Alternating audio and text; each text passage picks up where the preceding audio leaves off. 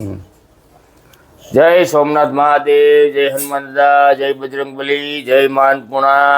आज एक बनावीए छीए मस्तीनी रेसिपी चटाकेदार चटपटी चटणी आज આપણે બનાવશું કે તમે સ્ટોર કરી શકો બરોબર વ્યવસ્થિત રીતે અને સારી રીતે જો આવી રીતે બનાવી શકો તો ફ્રીજમાં તમે સ્ટોર કરી શકો એવી ચટણી આપણે બનાવીએ છીએ। તો વિડીયો સ્કીપ ન કરતા ફક્ત 10 જ મિનિટમાં તૈયાર થઈ જાય એવી ફટાફટ चटणी सोमनाथ दादा हनुमान दादा तमारी बधाईनी रक्षा करे। तो चालो रेसिपी चालू करिए। चालो आमा 4 चमची तेल नाख्યું છે અને 10-12 कड़िया लसणनी आखी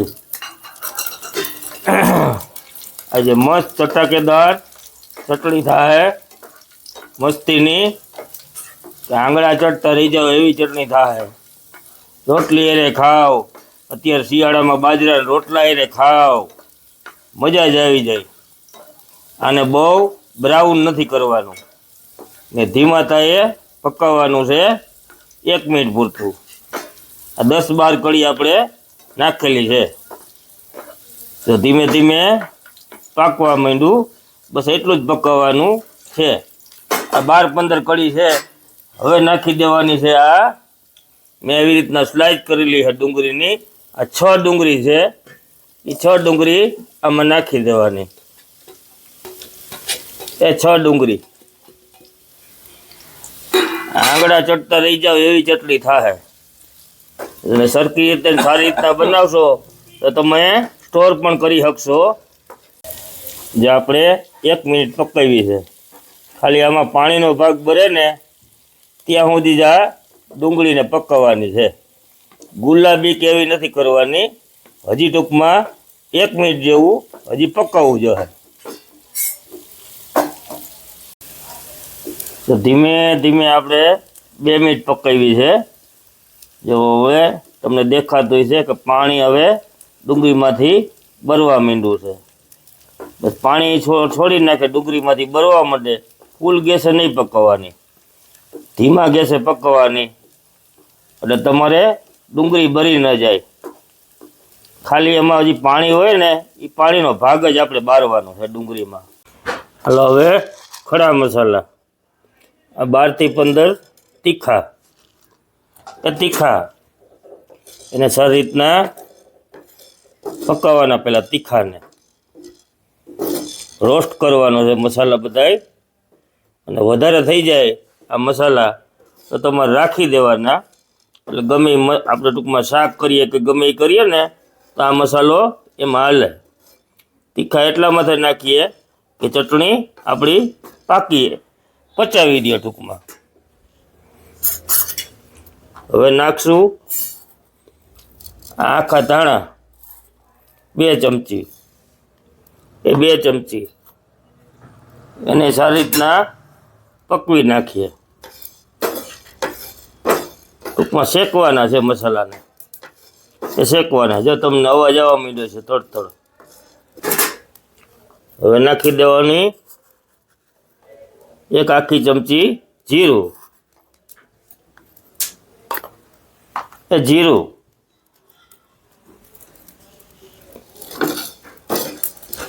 એને પકાવવાનું છે। 10 થી 12 દાણા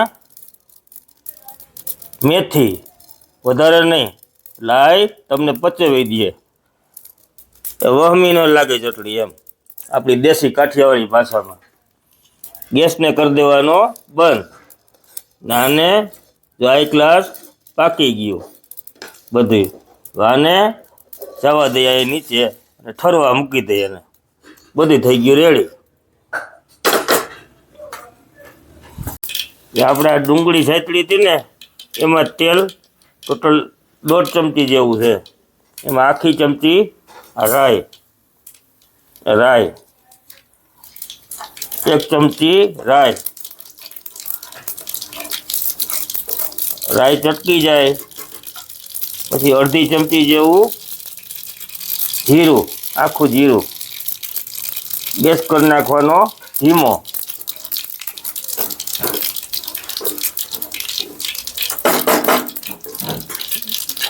ને પછી અડધી ચમચી હિંગ, આ હિંગ અડધી ચમચી જેવી, મોટી અડધી ચમચી છે હો. અને હવે આ પાણી નાખ્યા વગરનું આ ડુંગળીનું પીસ હતું, પાણી નથી નાખવાનું, એ બધું આમાં નાખી દેવાનું. ગેસ કરી દેવાનો ધીમો હાવ. જો તેલમાં આ પાકી ગયો આ ગ્લાસ.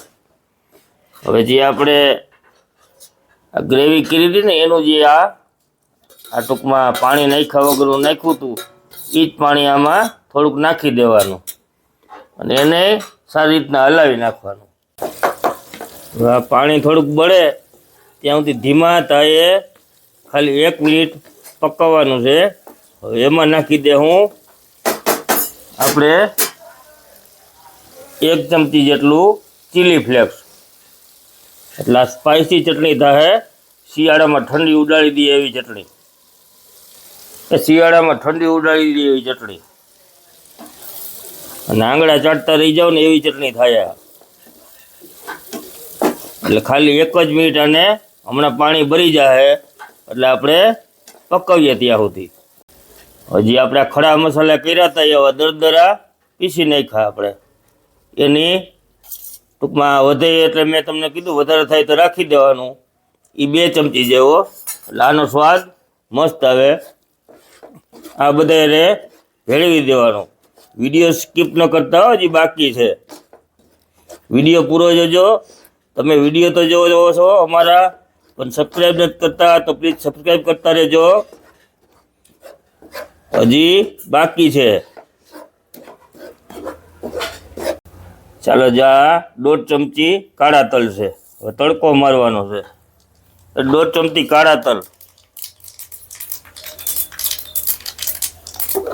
પાકવા માંડે પછી નાખવાની ચટણી. તમારે જેવું તીખું કરવું હોય એવું. આ સ્પાઇસી થાય એને સારી રીતના હલાવી નાખીએ.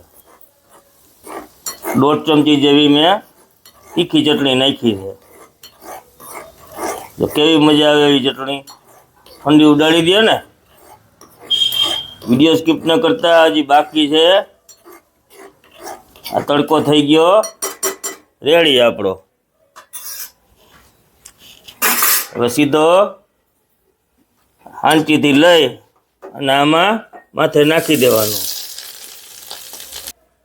1 આખી ચમચી આમચૂર પાવડર, એ આમચૂર પાવડર, અને છેલ્લે નાખવાનું સ્વાદ મુજબ મીઠું,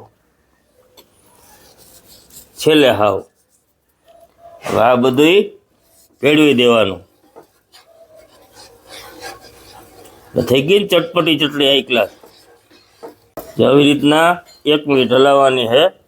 અને છેલ્લે આ બેલેન્સ કરવા માટે થોડીક ખાંડ, અડધી ચમચી જેવી, થોડીક વાર આમ હલાવવાની છે.